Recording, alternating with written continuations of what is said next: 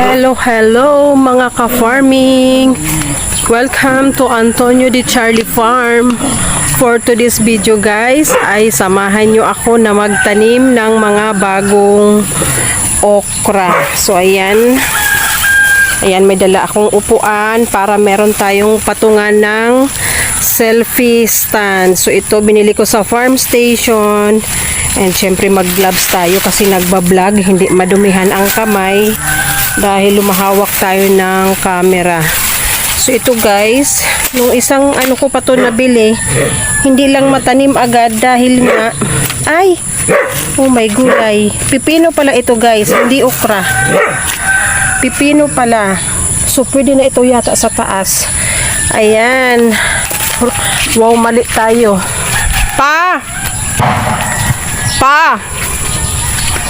Pipino pala guys. Ngayon di ko alam kung kailangan ko na siyang itanim dahil ano pa siya, maulan pa, makulimlim. Baka masayang. Ito pala yung pangtanim ko dapat dyan, kaya lang binabaha nga. So ayan, magtanong muna ako guys kung saan ko siya pwedeng gamitin. Dito dapat ako saan gamitin, saan itanim. Ano ba yan, mali-mali ang aga. Busog naman, ba't nagmali-mali na naman ang ating spell. Ayan, doon guys, malinig na, malinis na. Oh my gulay, lutang, nagbibikol. So dyan ako magtanim, malinis na. And ano siya, buwelo. Maganda pag open guys, matataba ang tanim. Pero pag ganitong nalilimyan ng mga kahoy, ay pangit ang tubo. So magtanong muna ako, pwede na ba akong magtanim ng pipino dito sa taas? Kasi hindi siya bahain dito. So ayan nga guys, hindi ako nakatanim kanina kasi hindi pa pala naayos pagka-land prep. Kailangan pala nito ay mapino yung lupa. So ayan. Uran na naman. Ayan, umulan na naman guys. Dapat ganito, mataas talaga yung taniman dahil maulan pa rin dito. So para hindi masayang, kailangan ay mataas yung pagtataniman. 2 balot yung pipino, kasya yun dito kung saan naaabot, tapos magdagdag na lang. Malipat ka palang kanipa, nagbuhay na kawayan. Ayan guys, umulan na naman. So balak kong magtanim mamaya. Pag hindi umulan, ayan, itutuloy natin. Ulan na naman. Ayan, ganda na guys ang tataniman, malinis na. So mamaya pag tumigil yung ulan or hapon, siguraduhin natin na wala ng ulan para hindi mabulok. Ayan guys, sa pagpapatuloy ng aking vlog, hindi po ako nakapagtanim dahil ayan nga, umulan. And kung mapapansin nyo, dito ay may tubig na naman. Kunting ulan lang yan guys, pinong-pino. Ito kasi yung mababang part. Although yung tataniman ko ng pipino ay sa taas, pero pag ganyan ang basa yung lupa and umulan pa rin magdamag, mabubulok yung seeds. Kasi seeds yun guys, hindi seedling. Katulad nito, ayan, 5 araw na mula nung tinanim ko. Ayan na siya yung sitaw, umusbong na.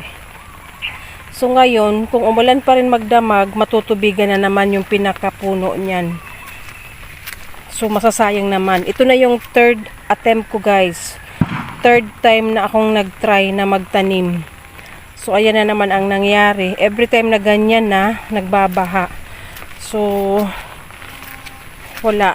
Talagang maghihintay tayo na gumanda ang panahon para mataniman lahat ng lupa dito sa farm. So yung sa taas lang talaga ang sure na makikinabang na tayo dahil gumapang na yung upo dun sa taas and nakaakyat na sa balad. Pero itong sitaw dito guys ay wala pa tayong aasahan. And nagtanim na rin ako ng patola dito sa side naman para gagawa ng balad dito sa kabila. Pero wala akong nakitang umusbong guys. Kasabay lang ito niyang sitaw nung nagtanim ako ng seeds dito. Ayan, wala pa ni isang lumabas. Di ko lang maano kung mas mabagal ba siyang tumubo kasi makapal yung ay meron na. Ayan guys, oh, baka napalalim lang yung tanim ko. Ayan guys, patulay yan. Alam nyo ba bakit dito ko siya sa daanan linagay sa pilapil kasi medyo mataas. Hindi maaabot ng tubig kung ulan lang. Pero kung baha guys, inaabot din. Ayan, buhay na pala o tumubo na.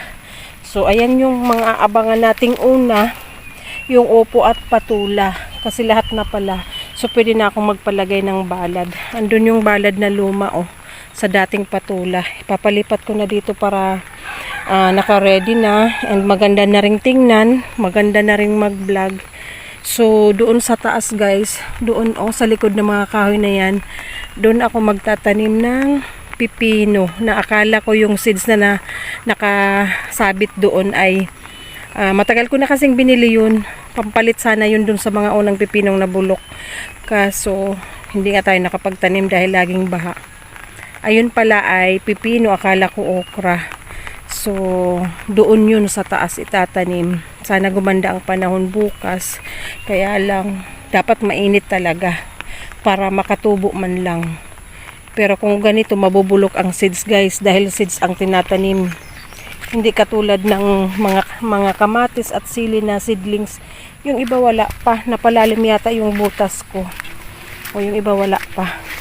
Marami tong puno guys. Siguro mga 20 butas na tigdadalawa. Kaya mapupuno tong side na to guys ng patola. Talagang hindi kakayanin ng mga barabarangay lang.